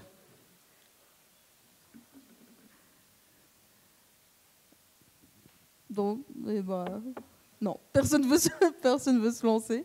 Alors peut-être je vais me tourner vers mes amies du collectif Fête des Vagues. Peut-être qu'elles ont quelque chose à ajouter, à dire, parce qu'on a quand même beaucoup discuté. Il y a beaucoup de choses qui étaient sorties. Puis malheureusement, on devait faire des choix. Et je suis sûre que là, il y a des trucs qu'elles ont envie de dire. Bonsoir, je tiens d'abord à vous remercier. Bonsoir, je tiens tout d'abord à vous remercier de vos participations et de vos témoignages et de vos expériences. J'aimerais profiter pour en rebondir parce que j'ai essayé de prendre des notes parce que ça allait trop vite, il y avait trop de stimulation. Je trouve extrêmement fascinant le dialogue que vous avez mis en place sur le panel entre votre position en tant qu'autrice, en tant que performeuse, en tant que chercheuse, je ne vais pas dire blogueuse, vous avez une plateforme média, en tant que productrice. Vous avez des médias tellement différents. Et vous avez mis en avant cette dichotomie de l'auteur, l'autrice générale et l'auteur politisé. Il y a une phrase, je ne sais plus d'autre qui l'a dite, c'est « Le fait d'être né était un acte politique ». Et ça, je crois que c'est vous, ou le fait d'être écrire était un acte politique. Est-ce que vous pouvez en parler un peu plus? Parce que vous avez rebondi là-dessus aussi, et vous avez des visions complémentaires, mais en même temps, vous venez de deux pôles opposés. Parce que vous dites que de toute façon, je fais quelque chose, c'est politique, je parle de rap et d'islam, je parle de rap et de femmes. Vous dites, mais moi, je suis autrice, j'avais 17 ans, je voulais juste écrire un bouquin, et on ne me laisse pas l'espace de dire, j'ai fait une création artistique, point. Vous ne voulez pas un peu rebondir un peu plus là-dessus, s'il vous plaît? Je vais essayer de préciser un petit peu justement cette réflexion. J'ai dit exactement que dès le moment où tu arrives avec une œuvre artistique et que tu proposes... c'est déjà politique d'exister dans le paysage. Et en plus, c'est particulier à la littérature en France parce que c'est un milieu quand même qui est très fermé, qui est très élitiste. Merci, Kéra. Vraiment très élitiste, qui est blanc, qui est... même au niveau de l'âge, il y a vraiment c'est un milieu qui est très, très particulier et qui est très violent aussi dans le rejet. Je pense que vraiment c'est un des milieux artistiques les plus violents dans le rejet de ce qui est différent parce que socialement, là, moi je cumule, c'est-à-dire que je suis une femme, j'arrive, j'ai 19 ans, je suis une femme racisée, j'incarne tout. Enfin, vraiment, c'était difficile. Et quand je dis que c'est déjà politique, c'est que dès le moment où j'apparais, d'abord on est en 2004, je fais un petit peu le contexte politique de l'époque, et c'est juste avant la loi sur le voile de 2004. On est encore avant les émeutes. C'est avant Nicolas Sarkozy, ministre de l'Intérieur. C'est une période où il n'y avait pas vraiment de... On va dire il n'y avait pas encore cette parole décomplexée d'abord, effectivement, mais surtout, dans le paysage littéraire, il y avait Rachid Jaïdani avant moi, de ma génération, j'entends, qui est arrivé en 2003, en 99, pardon, avec son roman Bunker. Et donc, c'était très nouveau aussi de voir apparaître... et comme je l'ai dit, j'étais dans les pages de société. Mais moi, j'ai remarqué que dès le moment où je suis apparue, tout d'un coup, on attendait de moi que j'incarne tout. C'est-à-dire, on me posait des questions sur l'immigration, sur la banlieue, sur tout, sur les jeunes. Donc d'un coup, j'ai juste fait ça et on m'a planté un drapeau dans la main et je devenais une représentante de tout ce que je suis en train de vous dire. Alors, donc, moi, je le raconte un peu dans le documentaire de Kéra, mais je suis partagée entre raconter une réalité que je connais, que je vis, et en fait, je partage aussi entre l'envie de dire, mais je ne suis pas une experte, je ne suis pas sociologue, je n'ai j'ai pas du tout la qualité de quelqu'un qui peut vous expliquer. Et j'avais l'impression d'être comme, vous savez, j'ai eu vraiment le sentiment d'être comme les fixeurs qu'on appelait quand les journalistes arrivent à Bagdad et qu'on a besoin d'un fixeur pour dire ce qui se passe sur le terrain. J'étais vraiment le fixeur. C'est-à-dire, pendant les émeutes, ma messagerie était full. Tous les journalistes de la place de Paris m'ont appelé parce que Faiza Gen, c'est la traductrice du monde de la banlieue. Elle peut, avec des mots, nous expliquer ce qui se passe chez ses frères qui brûlent des voitures. Donc il y avait vraiment cette... Mais je vous assure, j'exagère pas du tout. C'était vraiment à ce point-là. Donc pour moi, c'est très délicat parce que moi, j'arrive... en fait, je me rends compte à quel point j'étais naïve. J'arrive et je dis juste, voilà, j'ai écrit un roman, c'est des personnages. D'abord, j'ai été suspectée de plagiat et de ne pas avoir écrit mon roman. Donc, il faut déjà gérer ça. Ensuite, toutes les fois où on veut me prendre en photo devant un tag en bas de mon immeuble, chose qu'on ne demande jamais aux auteurs de Saint-Germain-des-Prés, parce qu'il n'y a pas de tag. Mais voilà, donc il y a ça. Et franchement, c'est violent à vivre. Et en plus, quand tu n'as pas le recul pour comprendre, pour sentir ce qui est en train de se passer, ou je vous en passais des meilleurs, mais je le raconte aussi dans le film, et les interviews où on me dit est-ce que vous avez beaucoup de frères et sœurs, on ne demande jamais à quelqu'un est-ce que vous avez beaucoup de frères et sœurs, et on veut que et en fait on attendait de moi espèce en fait que j'entretienne cette espèce de conte de fées de la pauvre petite fille de banlieue qui devient le singe savant du tout Paris, vous voyez, et donc on avait envie dans mes réponses et dans ma manière de réagir, que j'entretienne ce truc qui plaisait bien, en fait. Ça plaisait bien quand on me disait « Qu'est-ce que vous lisez en ce moment ?» je venais de découvrir la littérature du 19e, parce qu'à l'école, parce que j'avais 19 ans, je sortais de l'école, et je lisais Zola, et donc je dis à la journaliste « Je lis l'Assommoir de Zola, j'aime bien. » Moi, je sais maintenant que j'ai 32 ans, pourquoi ça a fait écho chez moi, Zola. Mais sauf qu'à l'époque, je ne sais pas, elle me dit « Oh, c'est formidable, vous lisez Zola !» Il y avait vraiment quelque chose qui était... vraiment et dans une époque où c'était très difficile de décrypter tout ça encore. Parce que je trouve qu'aujourd'hui, moi, je suis encouragée de voir qu'il y a beaucoup plus que les choses, elles sont conscientisées pour des gens de ma génération et des autres générations qui arrivent après, que toutes ces choses, elles existent, qu'on les décrypte et qu'on essaie d'y répondre, d'y faire face et tout. Mais à l'époque, je me sentais seule dans un désert, c'était hyper difficile. Et pendant 3 romans, donc pour mes 3 romans, qui sont des romans qui traitent de choses différentes, qui ont été écrites à des périodes différentes et tout, c'était donc d'abord la François Sagan des cités, pour le premier roman. Le deuxième roman, c'était Plume du bitume. 3e roman, c'était Agatha Christie de la banlieue. Parce que j'ai écrit un roman qui n'était même pas un roman policier, mais... Enfin voilà, il y avait une parodie d'enquête, mais c'était un roman, voilà. Et donc à chaque fois, il y avait ce truc... en fait, je pouvais pas m'en sortir. Je me sentais prisonnière de ce regard-là. Et d'un côté, je l'ai compris vraiment il n'y a pas très longtemps, après je termine là-dessus, j'avais l'impression pour ce milieu un peu élitiste de l'édition et aussi des médias, etc., qu'on me sauvait de quelque chose. Donc de manière récurrente, on me disait « Vous vous en êtes sortis grâce à la littérature ». Sortis de quoi, en fait ? C'est-à-dire, il y avait vraiment quelque chose qui était compliqué à saisir, même. C'est-à-dire, il y avait ce côté où on me sauvait, j'étais là, vraiment, on me rendait service. Et de l'autre côté, pour des gens qui me ressemblaient, je mets des guillemets, il y avait ce côté où je leur dois quelque chose. Puisque moi, j'ai réussi à m'extirper de mon milieu, parce que j'ai été sauvée, je devais donc faire sauver les autres, les mettre dans ma barque et leur donner des gilets de sauvetage. Donc, j'étais vraiment entre ces deux. Et donc, à un moment, j'ai dit, en fait, je ne représente personne. Je suis moi dans une démarche artistique. Et bien évidemment, je vois que dans mon sillon, pour la représentativité, pour tout ce que ça implique d'exister et de ne pas rentrer dans ces critères de ce qu'on attend de moi, ça veut dire quelque chose aussi pour des gens qui peuvent arriver après et faire aussi s'inscrire dans cette démarche. Et je pense que ça suffit, que c'est déjà pas mal. Et voilà, j'espère que j'ai répondu à ta question. Je ne me suis pas trop perdue, mais... Ouais.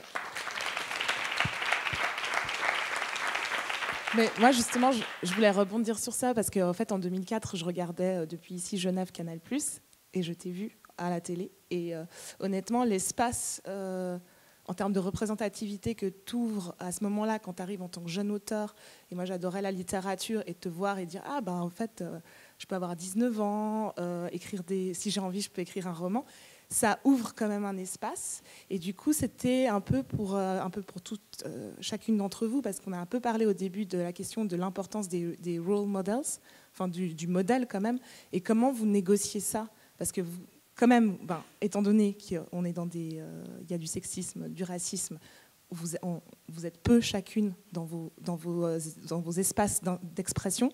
Comment vous négociez que des gens, du coup, peut-être s'accrochent à vous, vous regardent et du coup peut-être font des demandes, mais aussi que vous ouvrez des espaces de respiration et que ça doit être aussi génial, en fait.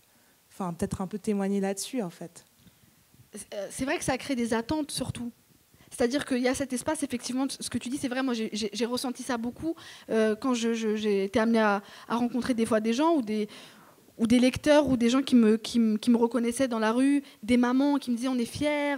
C'était 1 an après Ni pute ni soumise aussi, hein, donc j'étais vraiment dans ce moment-là. Donc c'était pour une fois ce qu'on appelait une beurette, mais qui dit des choses intéressantes et qui donne un message positif. Donc en fait, des deux côtés, il y avait enfin, on parle de banlieue sans parler des racailles, et de l'autre côté, enfin, on parle de nous d'une manière positive. En tout cas, c'était perçu comme une manière positive. Pas pour moi, mais pour les gens, c'est beaucoup, quoi. Donc, les attentes que ça crée, c'est difficile aussi à gérer. C'est difficile à porter, moi, je trouve, de ces attentes-là.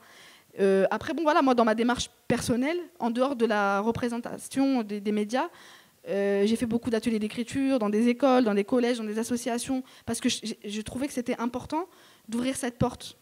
Et moi, j'ai toujours dit, et je l'ai dit dans le film aussi, mais pour moi, un auteur, c'était vieux, mort, en noir et blanc. C'était pas moi, ça me ressemblait pas. Donc, je trouve que c'est bien aussi d'incarner ça, mais aussi pour dire que c'est possible d'essayer. Après, voilà, au-delà de ça, c'est vrai que ces attentes, pour moi, c'était surtout quelque chose qui me faisait, qui me mettait beaucoup de pression. Ouais. Moi, par rapport au rôle modèle, je dirais que c'est pas du tout en France. Enfin, moi, j'ai jamais été tournée vers mes idoles. Elles sont pas françaises, quoi. Et donc, du coup, plutôt américaines, forcément, afro-américaines, et pas forcément femmes, mais plutôt racisées. À partir du moment où je voyais un homme racisé qui réussissait dans un domaine, je me disais oh, c'est trop possible. Et j'avais pas besoin de voir en plus une femme. Et donc voilà. Donc puisque je suis dans le cinéma, moi c'est plutôt tout ce qui est Spike Lee et tout. Et mais en même temps, Rachid Djadani, par rapport au dernier film que j'ai fait, de voir Rachid Djadani, de voir Faiza et de voir des gens racisés réussir en France dans d'autres domaines que le mien, c'est aussi me dire c'est possible. Et ce champ des possibles, dans l'imaginaire, c'est... Tu parlais de désert où tu te sentais seule à traverser ton désert toute seule. Ben, moi, c'est juste le désert qui s'ouvre. Parce qu'il n'y avait même pas de désert puisque ce n'était pas possible avant. Donc il n'y avait même pas le truc tout à traverser, à construire. C'était même pas possible. Il y avait comme un mur, un voile, un rideau devant. Et quand je vois l'œuvre de Spike Lee, quand je découvre Rachid Djadani, quand je vois Faiza et tout, moi c'est le voile qui se lève, hein, la porte qui s'ouvre, et de voir le désert, c'est ok. Donc c'est possible. Je ne sais pas quoi à ce moment-là, mais je sais que c'est possible. Je peux faire quelque chose. Moi, j'aimerais vous partager avec vous des chiffres, parce que je trouve que c'est toujours super parlant. Je trouve que tu as raison, il y a la puissance de la représentation. Un exemple un peu, parce qu'il n'y a pas vraiment rapport avec notre thématique, mais Wonder Woman, que je n'ai pas vu, celle qui a réalisé le film, et même l'actrice, elle racontait les mails qu'elles avaient reçus, même dans les écoles, dans les crèches, de petites filles qui étaient là, ouais, moi je peux être badass, je peux battre les hommes, je peux être super forte. Et en fait, elles se rendaient pas compte de l'impact que ça allait avoir. Parce qu'effectivement, quand t'es petit, on se construit aussi par des modèles. Et du coup, je voulais juste vous partager avec vous quelques chiffres dans l'industrie de la musique que j'ai découvert, que je trouve assez incroyables. Parce qu'en fait, moi, dans la musique, j'ai rencontré peu de femmes productrices. Et je voulais travailler aussi avec des femmes productrices parce que, alors j'ai fait des recherches, c'est pas hyper évident à trouver. Et surtout, j'ai pensé que j'étais incapable de le faire. Parce que c'est quelque chose qu'on m'avait un peu, voilà, moi à l'époque, Guillaume m'avait dit de Kaya Bostani, non mais bon, tu vas jamais y arriver. Genre vraiment, j'avais senti que ça faisait partie des choses qu'en tant que femme, je pouvais pas faire, comme un gesson. Par exemple, c'est des métiers où on a peu de femmes, quoi, tout ce qui est production, tout ce qui est plus technique. Comme quoi, la femme serait soi-disant un peu reléguée à tout ce qui est instinctif et aérien et magique. Parce que nous sommes toutes des fées, c'est connu. Et du coup, je suis allée chercher un peu des études. Et en 2016, il y a une étude qui s'appelle « Où sont les femmes ?», qui est sortie, qui a été commandée par la Société des auteurs et compositeurs dramatiques en France, et qui s'est posé la question qu'est-ce qui se passe aujourd'hui ? Et en fait, rien n'a changé depuis 2012. Donc déjà, ça, c'est la première bonne nouvelle de mes chiffres. Et en fait, on s'est dit, il y a 50% des étudiants qui sont des femmes dans les écoles de musique. Mais qu'est-ce qui se passe ensuite ? Pourquoi il y en a aussi peu qui deviennent compositrices ? Compositrices, c'est quand même 1%, hein, le chiffre est quand même assez incroyable. Alors, on ne parle même pas de chef d'orchestre, femmes, c'est de la folie. Je disais que par exemple dans la musique classique aujourd'hui, pour qu'il y ait plus de femmes dans les orchestres, durant les auditions, il faut mettre un paravent. La technique du paravent. Et puis aussi que les femmes sont reléguées à des instruments où il y a moins de place de soliste, donc moins de possibilités aussi de gagner de l'argent. C'est très pernicieux tout ça. Mais du coup, par exemple, pour donner des chiffres très très concrets, les Grammy Awards, qui est cette si belle cérémonie et si prestigieuse, il y a 6 femmes qui ont été nominées depuis la création des Grammy Awards, il n'y en a aucune qui a jamais gagné. Donc c'est quand même assez fort. Et les Mercury Prize, pour aller de l'autre côté, l'Atlantique est allé en Angleterre, en 22 ans d'existence, il n'y a que 3 femmes qui ont gagné en solo. Et la question que je me suis posée, c'est est-ce qu'il n'existe pas ? Alors, déjà, on disait, oui, effectivement, si tu n'as pas de représentation, c'est plus difficile et tu n'es pas encouragé. Il y a des femmes qui expliquaient aussi que quand elles vont acheter du matériel technique pour créer, tout ce qui est les pattes, tout ça, elles vont subir des remontrances ou des moqueries des vendeurs, des moqueries des autres musiciens, ce qui fait qu'au bout d'un moment, tu peux aussi lâcher l'affaire parce que tu commences à t'épuiser. En plus de ça, tu peux quand même produire et puis on pense jamais que c'est toi qui as produit. Du coup, il y a vraiment cette espèce d'épuisement. On disait, Björk, elle disait ce qu'un homme dit une fois, moi je dois le dire 20 fois. Si Björk doit le dire 20 fois, moi je dois le dire 1 million de fois, quoi. C'est quand même quelqu'un qui est très réputé en plus et voilà. Et du coup, je trouve ça hyper intéressant parce que je me suis demandé, mais en fait, comment sont nominées les femmes, comment sont nominés les artistes aux Grammy Awards? Donc, il faut qu'est-ce que j'avais lu, ce que j'avais écrit qu'il fallait Oui, alors il faut être crédité sur 6 morceaux. Attends, je disais, mais attends, c'est quand même incroyable parce qu'il y a Sylvia Plath qui est super connue, il y a, je me rappelle plus comment elle s'appelle, mais celle des Foo Fighters comme ingé son, il y a Linda Perry qui est hyper connue, qui a fait des morceaux monstrueux avec Christina Aguilera et tout, et en fait elles sont jamais représentées. Et donc c'est super fort, et c'est pour ça que moi j'appelle avec ma toute petite position les médias à juste nominer un tout petit peu plus les femmes, parce que voilà, tant qu'on les verra pas, il n'y en aura pas plus. Je peux pas vous faire une conférence là-dessus, mais il y a des chiffres... il y a des trucs très rigolos, je veux quand même vous le dire juste pour l'anecdote, parce que ça m'a fait... C'est tristement drôle. Hein. Mais en fait, je me demandais pourquoi certains instruments étaient... On retrouvait plus de femmes dans les instruments. Après, on a parlé de ce truc un peu instinctif, aérien, magique, machin, qui reprend la voix et tout ça, de plus d'avoir des femmes qui vont jouer plus des instruments comme le violon et tout. Mais en fait, il faut savoir que durant l'Antiquité, par exemple, les instruments avant étaient considérés comme impudiques. Donc les femmes ne devaient pas jouer ces instruments parce qu'en fait, quand elles soufflaient, elles étaient moches. Du coup, c'était pas du tout recommandé de le faire. En plus de ça, ce sont des instruments qui provoquent des fluides, qui provoquent il y a de la salive et c'est dégueulasse tout ce qui sort du corps de la femme. Du coup, donc c'était des instruments qui n'étaient pas recommandés. Le violon, c'est moche. Ah ouais, c'est pas beau. Puis en plus, on voit un peu ton sein quand tu fais comme ça. T'as dit quoi ? Voilà, le double menton, ça c'est ridicule. Et donc du coup, les femmes se sont plus retrouvées grâce à un prêtre allemand, j'ai pas retrouvé son nom, l'histoire heureusement l'a oublié, en 1783, qui conseille du coup face à ce malaise aux femmes de jouer du piano, parce que la position est neutre. Mais bref, en tout cas, il y a plein de trucs magnifiques et très rigolos, et c'est tristement rigolo, mais on peut quand même en rire, parce qu'à force d'être tout le temps fâchée, au bout d'un moment, c'est dur. Mais voilà. La femme est belle aussi quand elle fait de la harpe, il faut le dire. Et juste pour revenir auparavant en musique classique, c'est pas le fait que ce soit une femme ou un homme, c'est que c'est un milieu très restreint et que les profs et ceux qui notent et tout connaissent les élèves. Et donc du coup, pour qu'il n'y ait pas pour pas favoriser tel élève ou tel autre. Donc c'est pour ça que c'est qui est le paravent. Et il y a la chef d'orchestre racisée algérienne qui est la seule chef d'orchestre féminine. Qui a je ne sais plus comment s'appelle sa compagnie, et qui fait une tournée internationale en ce moment même d'ailleurs. Donc il y a une chef d'orchestre racisée. Voilà. Et je voulais rebondir aussi par rapport aux Grammy Awards. Tu parlais de toutes catégories confondues ? Moi je parlais surtout de tout ce qui est production. D'accord. Après, bien sûr, en fait, performeuse, en tant que femme, on est censé performer, donc ça pose pas tellement de problème de nominer des performeuses. Mais je parlais vraiment des productrices, parce qu'il y a Sugar Hill and the Gang, je crois que c'est une femme, c'est Sylvia Plath, je crois, qui a produit un truc monstrueux, genre, elle a rien gagné. C'est pas grave, elle est quand même très forte, mais voilà. Je vais me permettre de désigner quelqu'un, parce qu'on a la chance, en fait, dans la salle, d'avoir un chercheur qui a beaucoup travaillé sur ces questions de chiffres et puis sur l'industrie française du rap.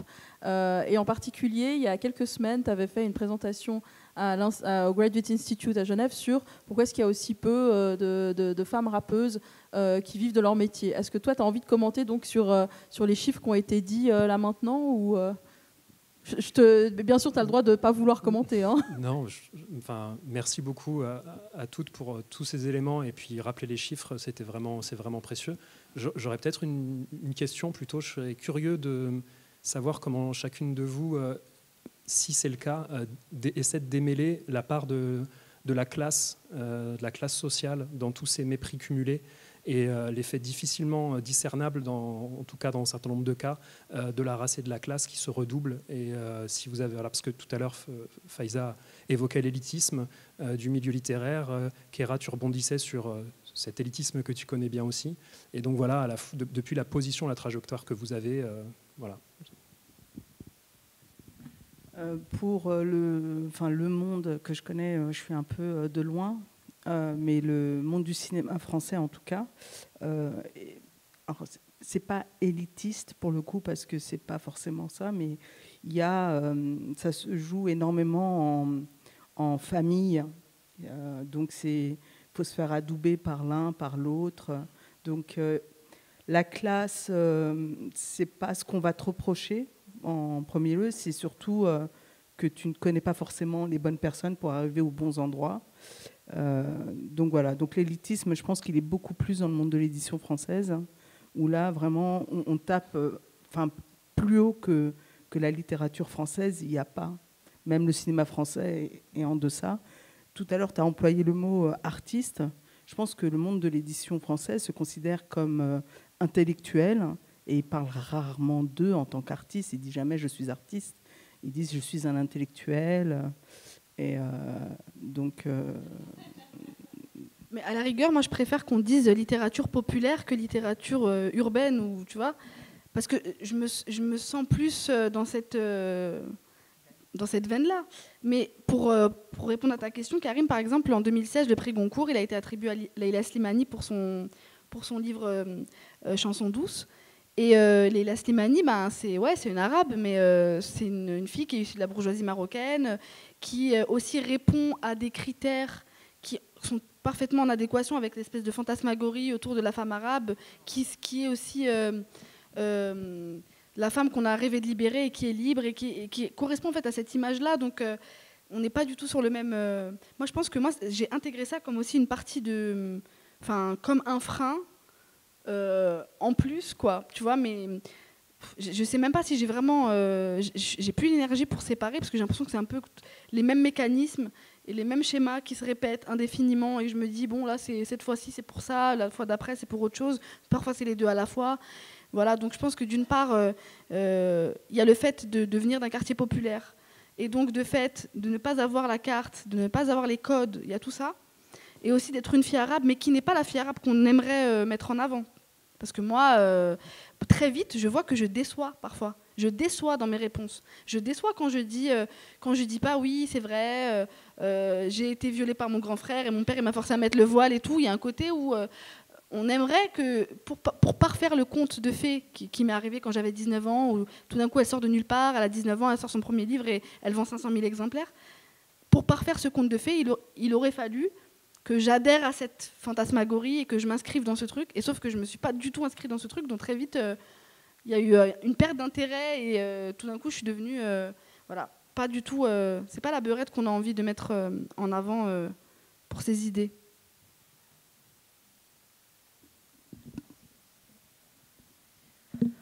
Moi, sur la question de la classe, il y a deux choses. Je pense qu'il y a le traitement médiatique, toujours. Le mépris de classe des journalistes en général. Là, dernièrement, il y a eu toute une histoire avec Jul, et qui fait des fautes d'orthographe. Donc, tout le monde a titré « Ah, il ne sait pas écrire », voilà.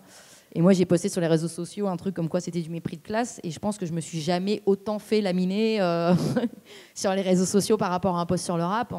Voilà, les gens ne voient pas le problème, en fait. Et parce qu'il est connu, il doit savoir écrire, c'est un rôle modèle, il est devenu un rôle modèle, donc on s'en fout d'où il vient, quoi. Et les gens qui émettent ces critiques-là viennent de milieux hyper bourgeois. C'est ça qui est hyper intéressant, c'est que c'est jamais des gens de classe populaire qui vont... Donc il y a toujours ce truc où défendre le rap, c'est pour beaucoup, c'est défendre des ignares, quoi. Vraiment, c'est ça, des incultes, des ignares, des pecnos, tout ce que tu veux de péjoratif. Et après, nous, on est dans une position ambivalente avec Emeraldia, parce que déjà, on est blanche, donc c'est pas anodin, je veux dire. Donc ça facilite beaucoup de choses, c'est un privilège. Et en même temps, on n'est pas hétérosexuel, c'est le revers du truc, et on reste aussi des femmes, et aussi en précarité. Enfin, on n'est pas... je précise qu'on n'est pas en couple, parce que aussi, c'est le truc qui revient sans arrêt, une forme de sexisme, et forcément, deux femmes pas hétéros qui bossent ensemble, il doit se passer quelque chose à un moment donné, quoi. C'est bizarre, sinon, tu vois, deux femmes qui travaillent ensemble. Bref. Et moi, à côté de ça, il y a un décalage entre ce que je peux représenter, ou que je suis journaliste, donc les gens pensent que je suis Claire Chazal. En gros, financièrement, que je gagne ma vie comme Claire Chazal. En fait, je suis pigiste, je suis au RSA. Je viens défendre un projet de rap. Les gens voient ma tête, ils pensent que je suis une punk à chien avec mes Santiago et mes tatouages. Donc, il y a un truc de positionnement, de classe et j'ai envie de dire de catégorie et sur l'orientation sexuelle, sur l'identité et tout, où tu sens que on sait pas là. Là, il y a trop de messages, on comprend rien. Et du coup, ça te dessert. Parce que si tu rentres pas dans une case, clairement, t'es journaliste, mais t'es précaire. T'es blanche, mais t'es pas hétéro. T'aimes le rap, mais t'as des Santiago, donc sois cohérente un peu, tu vois. Du coup, t'es confronté à plein de... à toute cette volonté de catégorisation et de contrôle des femmes, en fait. et qui évidemment, enfin, ça arrive aussi aux hommes, et les stigmates évidemment racistes, classistes et tout existent aussi, homophobes, etc. Mais t'as l'impression que comme on est sur des projets très, en tout cas moi je parle du mien qui est fragile aussi, parce qu'il n'y a pas grand-chose qui ressemble et parce qu'on n'est pas une structure solide et on n'a pas une assise financière voilà, qui peut être pérenne aujourd'hui, bah, c'est des portes d'attaque qui sont quand même assez, moi qui me déroutent toujours, quoi, qui sont encore voilà, de devoir... parce qu'on estime qu'on gagne de l'argent, mais on ne va pas nous en donner, quoi. Ah bon? Mais je sais pas, quand tu travailles, c'est juste, voilà, c'est pas du tout le processus. Et là, récemment, je sais qu'on était confrontés à ça, à dire, bah oui, mais vous avez un travail, donc vous faites partie des nantis, des privilégiés, vous êtes blanche dans un milieu où il y a beaucoup de personnes racisées, donc, et ce qui est tout à fait entendable, et ce que j'assume complètement, évidemment. Donc, du coup, bah, on ne va pas vous payer pour votre travail, parce que vous n'êtes pas dans le besoin, quoi. Et ça, c'est assez dingue. Parce que c'est un peu une découverte récente. Voilà. Je vais peut-être demander s'il y a une dernière question ou quelqu'un a une question? Non. Alors, oui. Je veux juste dire un truc parce que qui est intéressant juste par rapport à ce truc de classe et tout. Ce qui est vachement intéressant, alors je sais pas si c'est comme ça dans toute la Suisse, mais que c'est vachement moins découpé. Genre quand moi je suis allée à Paris, ça m'a quand même passablement choqué de te retrouver dans le 16e et puis que tu trouves que des blancs et puis des quartiers, genre vraiment des, genre en plus c'est beaucoup plus petit Genève, mais moi je viens de Genève et du coup cette dynamique là, bon après je suis plutôt dans la classe moyenne supérieure, mais c'est vachement, j'ai l'impression, après je connais pas assez bien, il faudrait demander à des gens qui viennent vraiment de milieux plus précaires en Suisse, j'ai l'impression que c'est moins segmenté en fait qu'en France. Du coup, vous êtes tous riches en fait. Mais par rapport à vous, oui. Par rapport à la France, oui. Ouais, non, c'est clair. Après, il y a vraiment des gens qui sont pauvres, et bon, ça, c'est une autre problématique, c'est pas toujours facile en Suisse. Non, mais c'est vrai qu'on a beaucoup plus d'argent que vous, ça, c'est une réalité. Mais du coup, voilà, non, mais c'est vrai. Être pauvre en Suisse, c'est moins galère qu'être pauvre en France. Mais voilà, du coup, je trouvais juste intéressant de voir qu'aussi, il y a des différences de traitement par rapport à ce truc de traitement de classe en fonction des pays, quoi. Voilà. Donc, à moins qu'il y ait une dernière question, je pense qu'on va conclure. Plutôt que de conclure, je voulais vous inviter à rejoindre la Verrée qui va être servie juste derrière. Juste vous dire, j'ai oublié de le dire au début, qu'il y a des livres de Faiza qui sont en vente juste là à côté du bar. Et puis vous remercier toutes pour cette discussion qui était vraiment superbe. C'est vraiment très très chouette d'avoir pu vous avoir toutes sur cette table ronde-là. Et si vous avez encore des questions, je pense que vous restez un petit moment ici pour pouvoir discuter avec le public, parce que j'ai vu une main qui vient de se lever au moment où on a dit qu'on concluait. Donc voilà, mais merci beaucoup à toutes et à très bientôt.